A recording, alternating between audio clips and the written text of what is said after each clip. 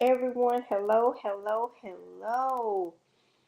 Welcome to Let's Talk. Y'all, let me tell you. Welcome to the show. Let's Talk Divorce in the Black. That's what the show is about tonight. It's like I just froze up, y'all. Oh my gosh. So, I am Coach Takesha Wade, Coach Keisha. And I want to talk about, whew, y'all, hold on just a moment. I'm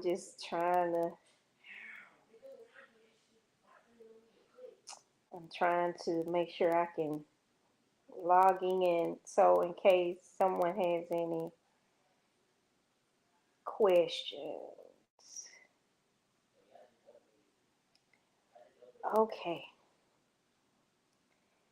give me just a moment, y'all. I hope y'all tuning in because this is going to be amazing tonight. Just a moment. Whew. So, I will be coming back on probably sometimes next week on the network on BLN as well to break the movie down. I mean, when I say break it down, I'm going to break almost every scene down. I may not do every scene, I'm going to try, but I'm going to break it down. But tonight, I want to talk about high level. I want to talk about this movie on a high level discussion. I'm pausing because this movie was so impactful that I literally had to stop. I had to stop in the middle of it and breathe. Okay. One, because I've experienced this. Okay. And it was so much information and it was unbelievable. Absolutely unbelievable. And that Tyler Perry, it was almost like he took my story from my head, like, or from what I had been discussing, and put it in this movie. It was almost to the T of not just my story, but other women who've experienced this type of behavior. Because we got to go back to behaviors. This is a behavior. Now, I want to say this. I know before I have a high level conversation, discussion about the movie, my thoughts, I want to say this. Again, everyone has their own opinions. I'm not saying no one can have their own, that they cannot voice their concerns or opinions about the movie. This is not this is a disclaimer. However, I do want to say that this movie highlighted domestic violence, narcissistic abuse, emotional, mental, and physical abuse all in one. Most people, so it was like I'm gonna just say it like this movie was for us, the people who,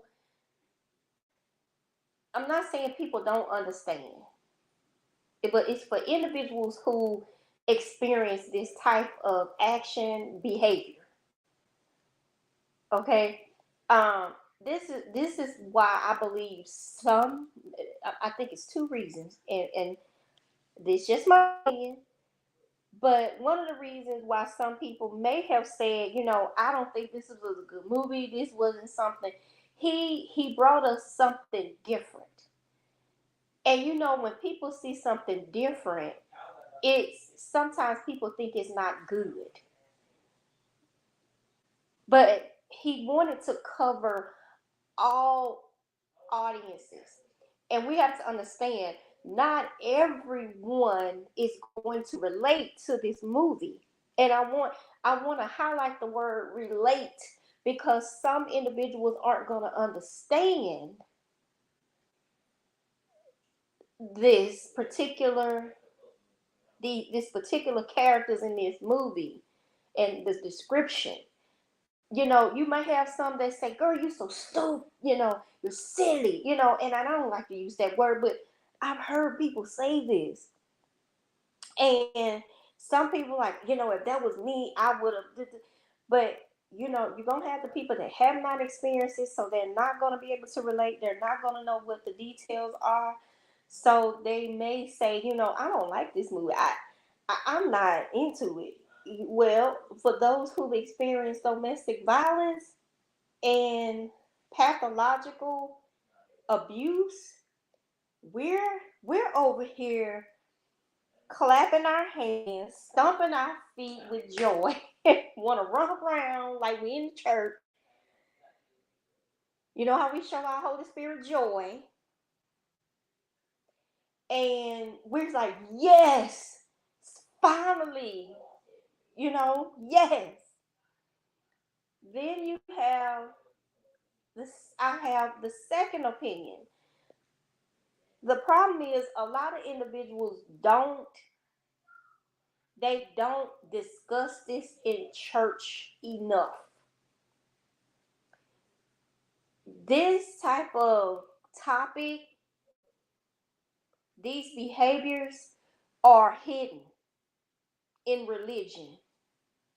A lot of people don't talk about this in church. A lot of people, um, especially when it comes to marriage.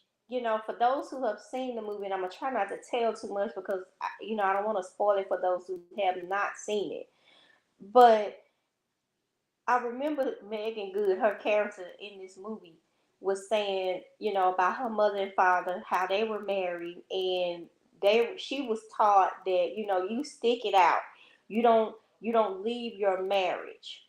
And see, this is why it's so important for us leaders in the community, in the church, describe what a healthy marriage looks like, so that those who, because I wasn't taught, but I didn't see a healthy marriage. So that type of marriage was a green flag for me. So therefore, I want to stick in my marriage. I don't want to feel like a failure. I don't want people talking about me. I want to stay in this marriage. If I leave this marriage, I'm not gonna have this. I'm not gonna have that. I'm not gonna be. I'm gonna be by myself. I'm not gonna have support. With I have 4 children. I'm not gonna have any support. I don't know what I'm gonna do. And no, basically, really, truly, sticking with my marriage. Like, why I was taught that marriage is a covenant, and what God has joined together, let no man put asunder. But we're not taught, if this man is abusing you and not showing you healthy love. See, you should not. That's not what God wants for you. That's not what Jesus, the Holy Spirit, wants for you. And it's not taught. It's taught to talk about marriage in general. You get these general descriptions. You get, even as well, I'm a minister. I'm Minister Wade as well. And I study, right? And um, it was one particular story in the Bible. I call them stories. I call them uh, scriptures. In the Bible chapters, Song of Songs, Song of Solomon. You rarely hear pastors talk about it. I I know just from my living in this on this earth these many years. I went to church. I've rarely ever heard a pastor talk about the Song of Solomon.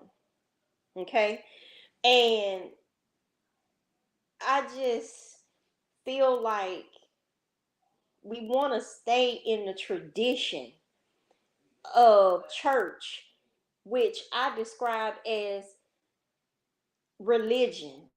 And we're not honest. We're not addressing the elephant in the room. And this is why we have so many domestic violence cases. And I'm going to go into talk about and I'm not saying that we're separated, but the women who experience pathological um, men who's been with sociopaths, psychopaths, narcissistic, we're in a whole different category. But I'm gonna stick to this because I don't want to confuse anyone. So I'll be teaching on that as well. Um, they stick in this situation, and some don't know what to do. I kind of got off track, y'all. I'm sorry. It's so much I have to talk about. And I just see so many individuals not speaking up in groups, in churches, discussing these types of things. And so they're not addressing the elephant in the room. They're not. And we have to. We have to. It's detrimental because this is why we have so many. Okay, I think I'm getting back on track now, y'all. This is why we have so many of these cases because one, some people don't know what. Okay, of course, physical abuse is evident. Is there is visual, but we're not talking about the abuse that's not in plain sight and visual. We talk about the hidden within abuse, the mental, the emotional abuse. No one is recognizing that because you can't see that. And so therefore, if you don't recognize it or know the signs or not educated on it, you don't think of it as domestic violence. You're not looking at it as abuse. You think that these behaviors are, again, me growing up, I was taught if a man does this, he loved me. He's just so protective of me. He's so jealous. No. This is a person that's possibly have mental issues, mental demons, and they're stuck. And so with them being stuck, they riding with the devil. They riding with the enemy. So they don't know. Sometimes I feel like most of these abusers know what they doing. But sometimes it's I'm telling you, it's so much spiritual. It's so much um on this in the spiritual realm. But I'm gonna go ahead and talk about the movie. Um I'm trying not to get too choked up. um Thank you all for listening here on the radio. I'm just seeing if I have any comments here in thank you all for listening here. Let's see. I'm just gonna share this out because we're also on the Kingdom Purpose Radio Facebook page, y'all. So I just want to make sure I'm sharing this out. Um, in the beginning of the movie, there was a scene where the mom was absolutely, she was absolutely irate. Her behavior was, it wasn't normal behavior. And in the movie, she showed signs of,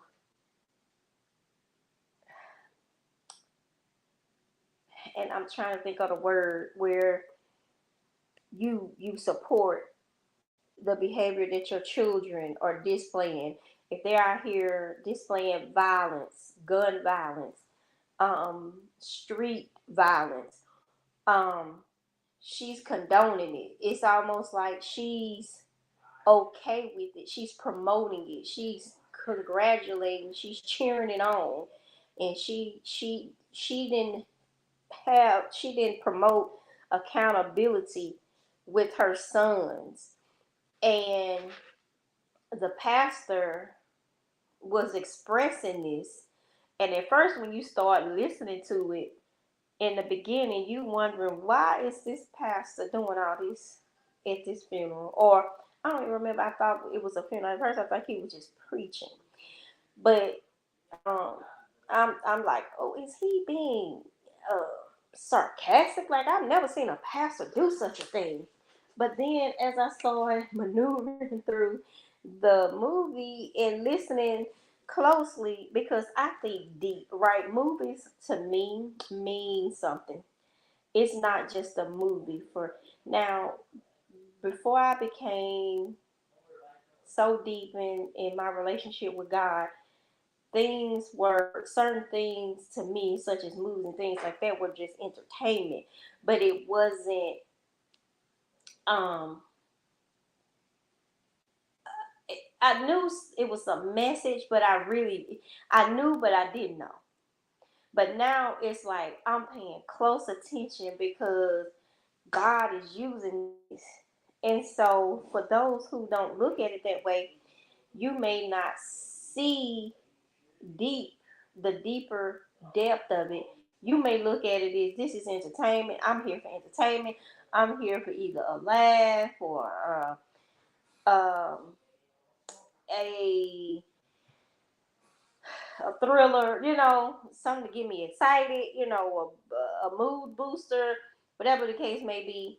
That's another reason, and I didn't think about right off the reason why some people may say they don't like the movie, because it did give them the adrenaline or the high that they were looking for, and that's the best word to describe it. I'm sorry, y'all, but a lot of people don't see it, and when you pay close attention and you're diving deep at the message with the creator that created this content is saying, right?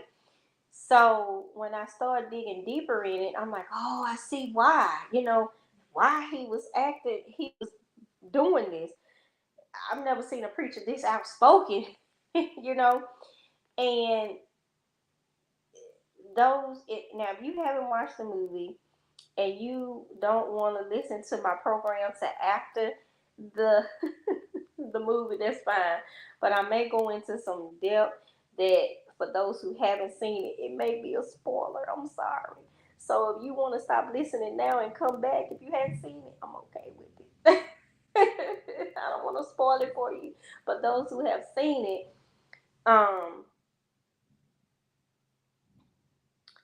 again, I don't want to go too deep. I just want to have a high level of conversation, discussion about this. But um, they took the son out of the casket and just so unappreciative and don't want to take accountability and say, okay, yes, this is what my son did. This is what, it wasn't there. Then there was a scene where I think his name Corey Hardrick. Um, let's see, what was his name, y'all? I think it was Corey. He, he said some mean things, and even um Megan Good said it. Her character said it to her. I believe it was, I can't remember if it was her friend or her mom, where she said he's just so mean to me. And that resonated with me because that word right there says it all. That sentence. I remember telling my mom, and I tell people now when I relate want them to relate to my story, or kind of describe it. I will always say this: he is just so mean. And I mean, it's a level of me. And I told my mom, I told my friends, I told my family, and other people that I educate and talk to. I say, I don't want that anymore. And that's how I can tell when the next relationship I'm in, if this guy is truly someone I'm supposed to spend the rest of my life with. Because the telltale sign is the biggest is him being mean. And I mean, y'all, this domestic violence mean. We talking about domestic violence mean. We ain't talking about a normal mean. It is a whole different level. DV mean, DV anger. We talking about a person who's in a narcissistic rage.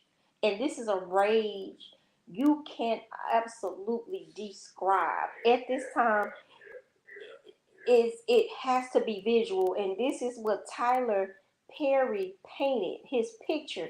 This is that mean. We talking about that rage in this person. This person was absolutely filled with resentment, anger, frustration. I'm talking about in a ball full of spirits within him. The spirit of Jezebel, probably the Python spirit, the all kinds of mental issues within this one person. You just imagine each one of those are people inside this person, and the level of rage and anger they have, and they don't have God, because as you can see, that type of character don't have God. They don't have a relationship with God, because if they did, they wouldn't be going through this. They'll go through certain things, but it will be handled appropriately through Christ. And he was absolutely terribly mean, to the point where he told her he said, "You know what I do. You know what I do. So I suggest you get out of this car." He told her that. This truck or car, I can't remember, but the vehicle. He told her to get out.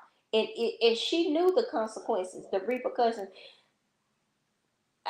because she's experienced what this rage is. And of course, she has no idea what's going on. She's so enmeshed with loving him and helping him, and 9 times out of 10 feeling sorry for him. And that's where it starts with the ladies, with us women. We have that sense of wanting to feel sorry for them, to the point it becomes to you want to be their saving grace, that we so um built in Christ that sometimes we can't discern where it's time to just let go when somebody don't want the help, but you just say, "I'll stick it out," unconsciously sticking this out with this person. Eventually they'll change. That type of personality, that type of character, that type of person within is, if they don't come face to face and and and how can I say this, face their demons, um and they, how can I say this? It's right there. Face their demons. Um, it'll come to me, y'all. These people will, those type of people will never change. They'll never change, not even a little bit of work on themselves because they don't want to address the issue or try to find out what the issue is to address. And women that's in a domestic violence relationship, they stick there, they stay there because they don't want to give up on this person. They don't want to feel like a failure. They don't want to feel guilty. But at some point, you have to think about you because they're not thinking about you when they're hitting you, when they're cursing you, when they're emotionally and mentally abusing you by calling you names, demeaning you, gaslighting you, silent treatment, you,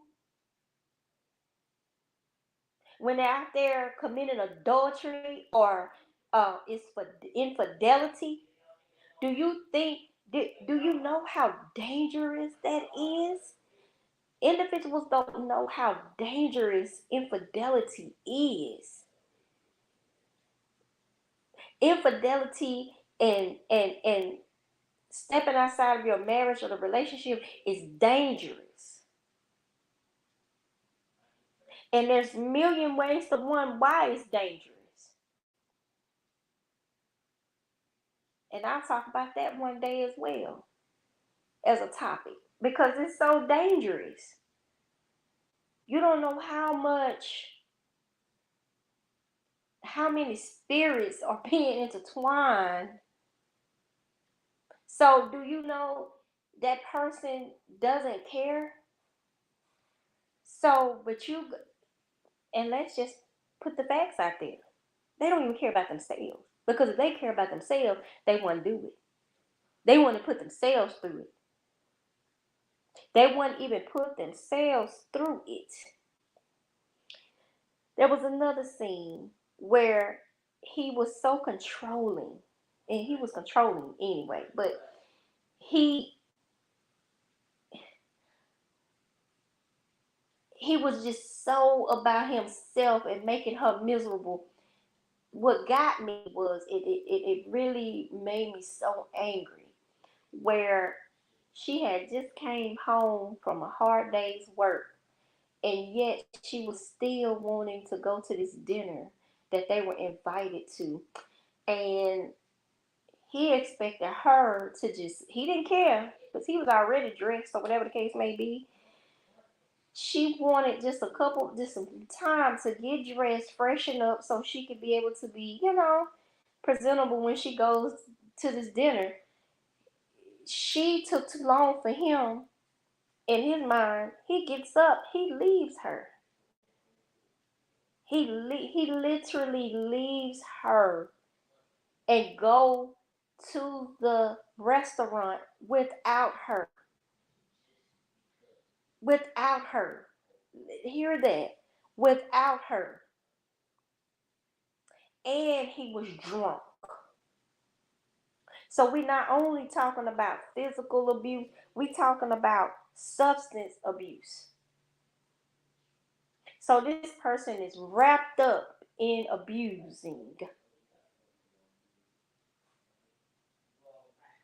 Okay? Then you have the part where he, I really want to break this down, y'all. I'm going to break it down a little bit. Where he asks for this divorce.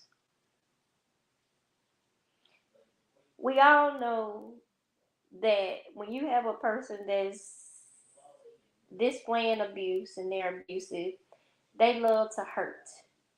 And the last thing Megan Good's character wanted to hear was divorce, and he knew that. So and it's almost like it's a validation piece, like a piece where he didn't think she was gonna agree to it, right? He didn't think she would. It's he. I think he thought that she would fight. He didn't look to. He didn't look forward to, or didn't think that she would agree to this, right? So in his mind, you know, I want to hurt her. I want a divorce. I want to humiliate you in front of everybody, not just in front of friends, but I want to humiliate you in front of whole crowd, this whole crowd of people in this restaurant. I want to make you look foolish. He want to cause pain so bad. And he's seeking validation, and he likes the fight that she gives, that boost, that ego boost that he gets from her fighting, want to stay in the relationship and saying, oh no, please don't divorce me, I love you, please don't, please don't. So the next thing his mind goes to, she's cheating on me, she was cheating on me. What? um I'm not gonna keep y'all long, but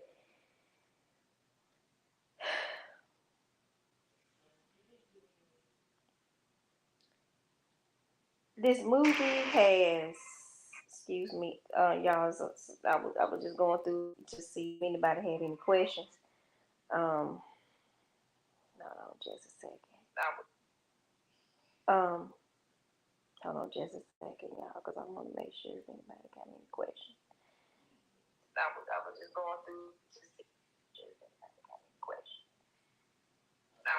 Okay, let me turn this volume off. So here I have some comments. Okay, come on. Contrella, thank you for joining. She said, hey ladies. Hey Contrella. They'll forever be trapped inside of that behavior mindset. You're the problem. You. Yes. This is so true, Contrella. Contrella. It is always you. You. It's never me. There's no accountability. And yes, they will be forever. They are stuck in this mindset because, okay, so let me paint this picture for y'all.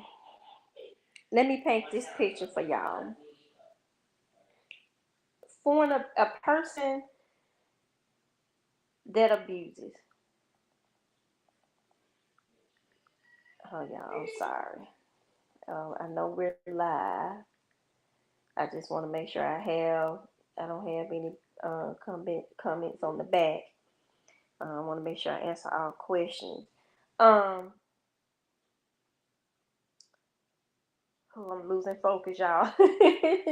I want to make sure I'm answering any questions. But let me paint this picture for y'all. This type of person has created their own bubble. Let's put it this way. They have built their own home of chaos. They took it brick by brick by brick and built it. And it's chaotic. And they're okay with it because guess what? Just imagine you're in your home right now. For those who in their home right now, or if you're driving or you're on the radio, hear me on the radio, and think about your home. When you're at home, you're comfortable, right?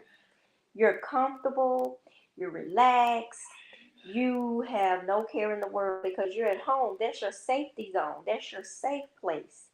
This is them. They're in a safe place in the chaos that they built and the demons that they have allowed to come in and play and live with them. So they not only have themselves, but they have all these spirits surrounded them to keep them company. So guess what? They don't want to leave that place and they don't want to learn how to get out of that space.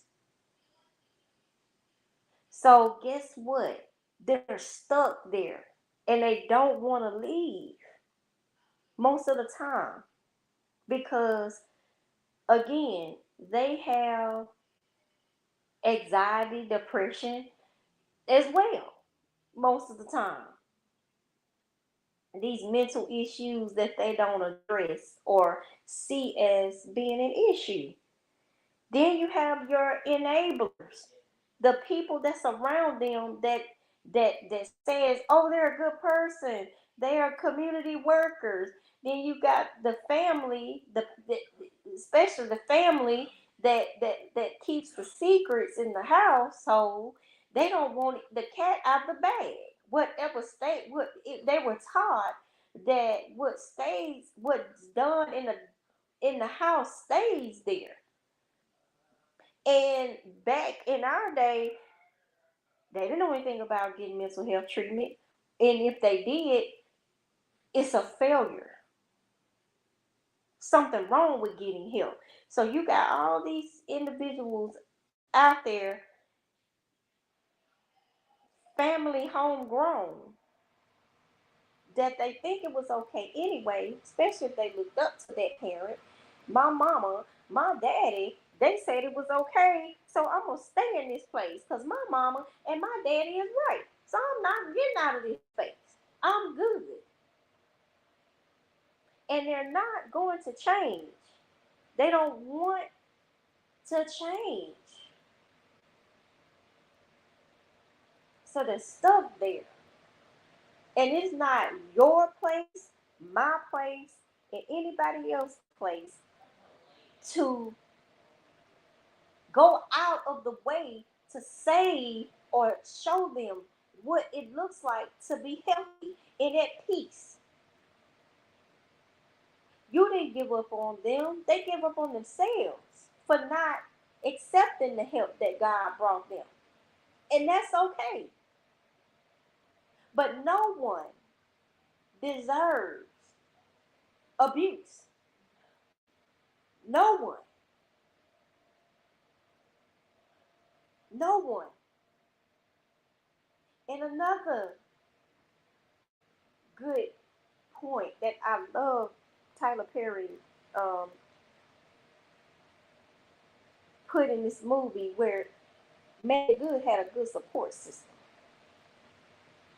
And her parents had healthy love, which you don't always see.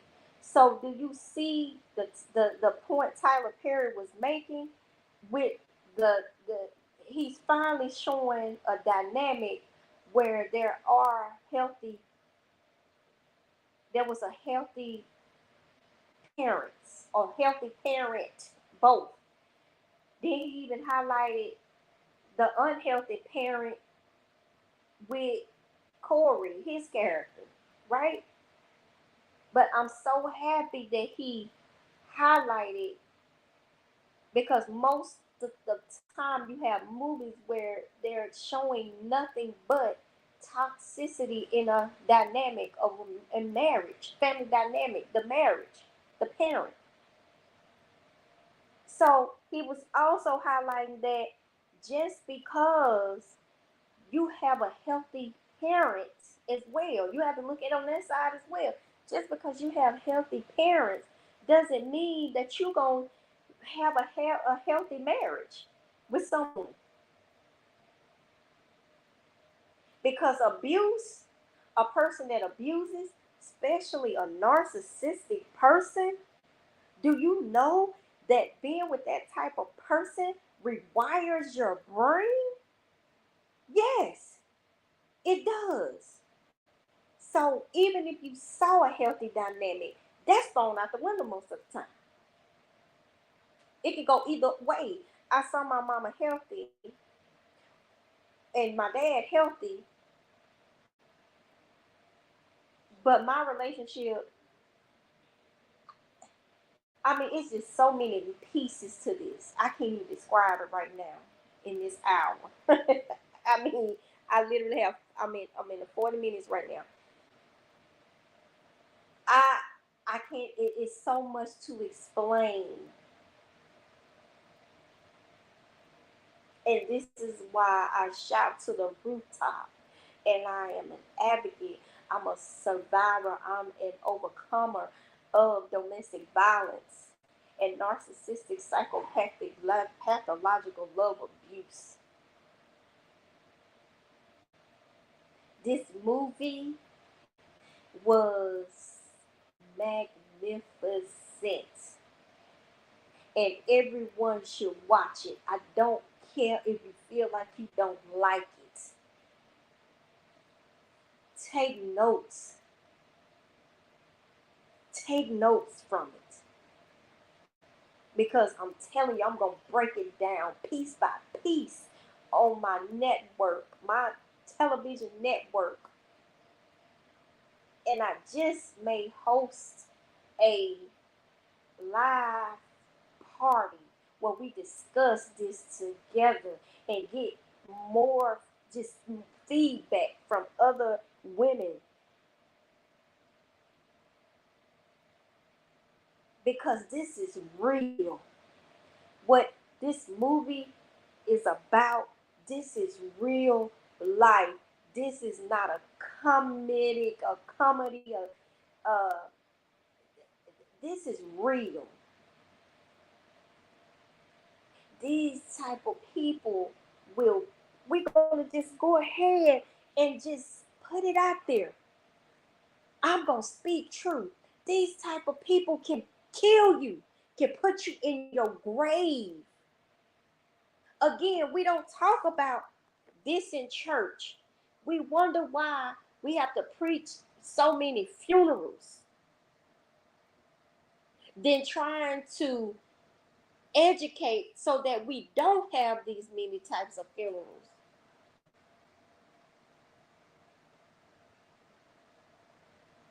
These type of individuals do not care. They don't like rejection. They don't like no. They're like a toddler. For those who have children or has nieces, their aunt, they have nephews, their uncles. As you know, some children in a toddler stage, even sometime a 13-year-old, you tell them no, they can't have something. What they do? The toddler gonna scream, they gonna kick, and they gonna yell, and they want their way. They mad, and these are the type of people you dealing with. You dealing with a toddler that does have not have. This person doesn't have self control. They don't have emotional stability. They can't. They don't know how to address their emotions. They're stuck, and that's dangerous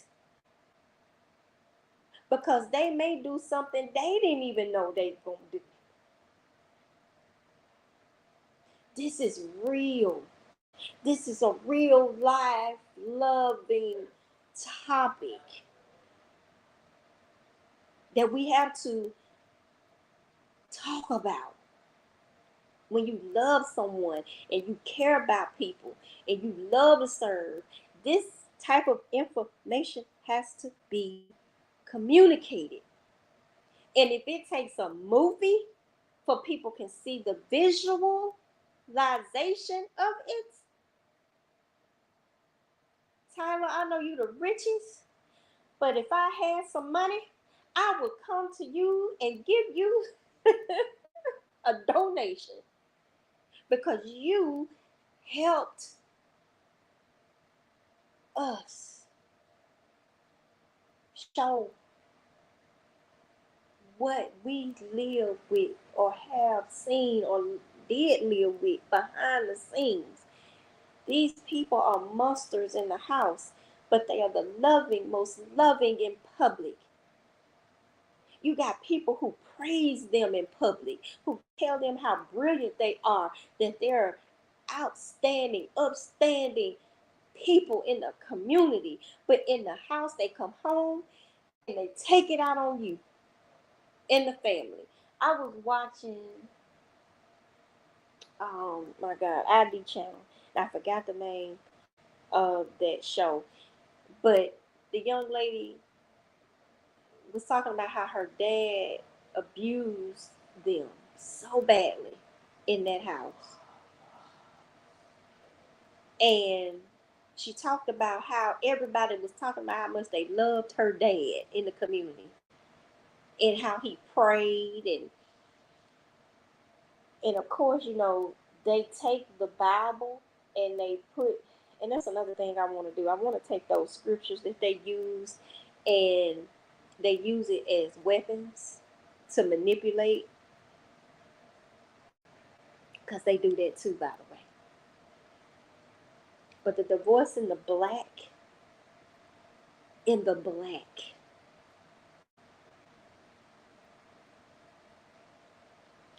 then they showed her best friend who wrote everything down for her, because she wasn't able to see this clearly. She was in a cloud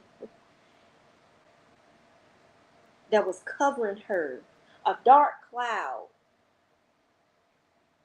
And I believe if her friend did not write this down for her and let her see it in black and white, I think this may have been a different type of movie.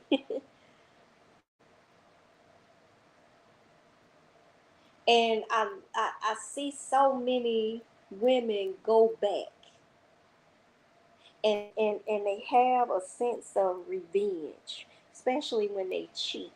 They decide to stay with them because they want to prove to this other woman, that's my husband, that's my man. You see, he back with me. No. Do you know when you go back to them and you stay in the abuse and you stay there and you don't move? Do you know what their mind is about you? The thoughts that they have about you is not nice. And guess what? They gonna lay it on you more thick, the love bombing, to say I'm gonna change. And I give it 3 to 6 months. I counted mine. I don't even think he lasted 6 months. And if he did, oh, it was a miracle, because maybe I could think back to that, but they go back to doing other things.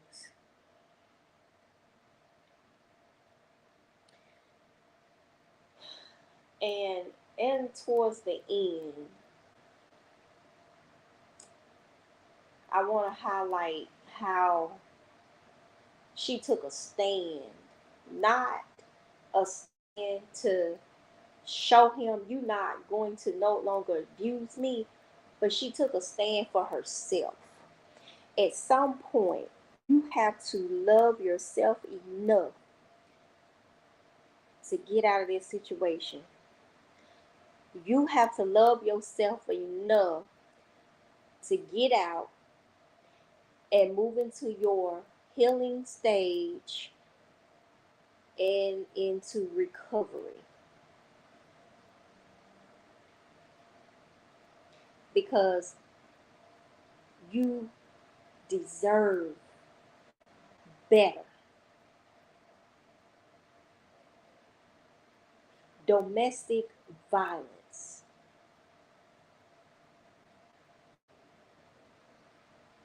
And again, for those who've been in a domestic violence relationship that has experienced narcissists, psychological people, we're in a whole different category. As I'm studying, we're in a whole different category. But because it is so, domestic violence is so broad and more people relate to it, we we we're the type of survivors. We have to kind of put a sticker on it to show domestic violence, to lead to people to see the picture. If you get what I mean, right? Let me see if I have any more comments. The picture. If you get what I mean, right? Let me see if I have any more comments.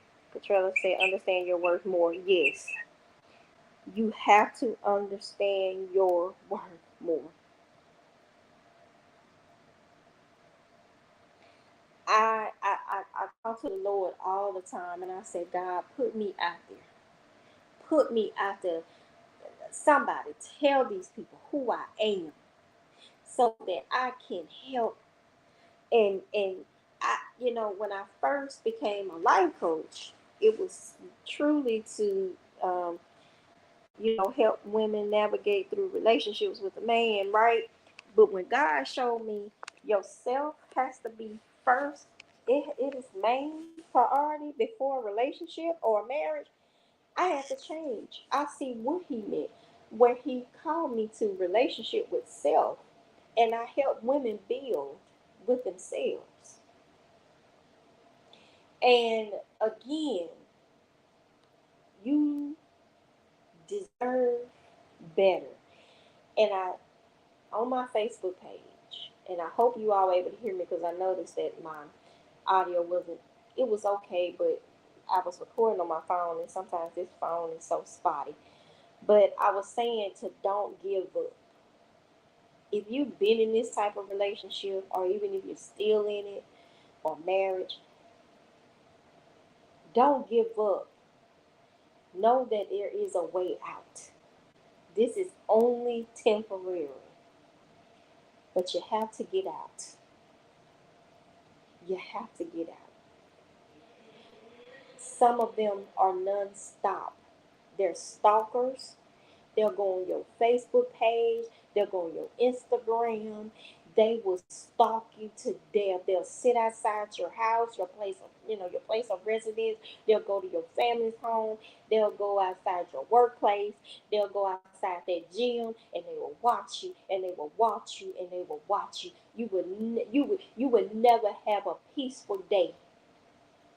You will always look behind you every day. Do you know how miserable that is? That you don't even have control of, you don't even, it's like, of course, we don't have control. God does, but you know what I mean? You don't even basically control your life anymore because this person is making your life miserable, and that's what they love. They're miserable. So they, they want you miserable.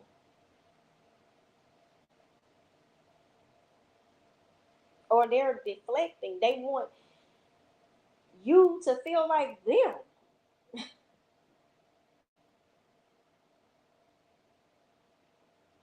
Domestic violence. And I'm going to leave with this so that people that don't know what it is, Lord, I need Tyler Perry on my show. I need Making Good or Corey on my show.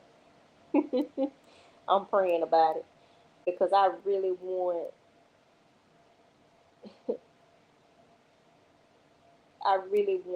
someone on here that what they thought about this character. So, one thing, and then I'm gonna leave y'all. Domestic violence, because I want to tell the textbook definition. Domestic violence. What is domestic violence?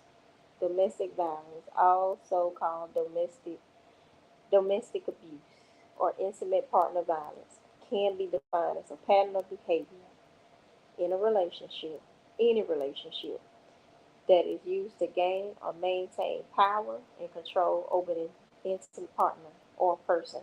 Abuse is physical, sexual, emotional, economic, or psychological actions or threats of actions that influence another person. This includes any behaviors that frighten, intimidate, terrorize, manipulate, hurt, humiliate, blame, injure, or wound someone. Domestic violence, domestic abuse can happen to anyone of any race, age, sexual orientation, religion, or gender. It can occur within a range of relationships, including couples who are married, living together, or dating. Domestic violence affects people of all socioeconomic backgrounds and education levels. Anyone can be a victim of domestic violence. Anyone. Anyone.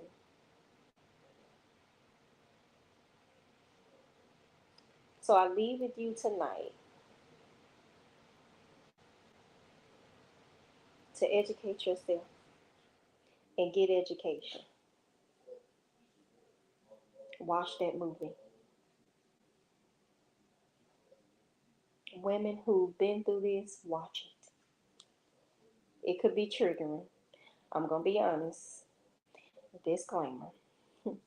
But if you know it's going to trigger you too much, I'm not saying, this is just a disclaimer that I'm not telling you to watch it and and you hurt yourself by seeing this, and it's going to make you, triggered, and don't watch it or stop it at a point. But it's a good movie for education. All right, y'all. I love you. Thank you so much for joining me tonight. And I look forward to hearing more from you as I discuss this break it down on BLN. I love y'all. Have a good night. And I'll see y'all next week. Same time, same place. Bye.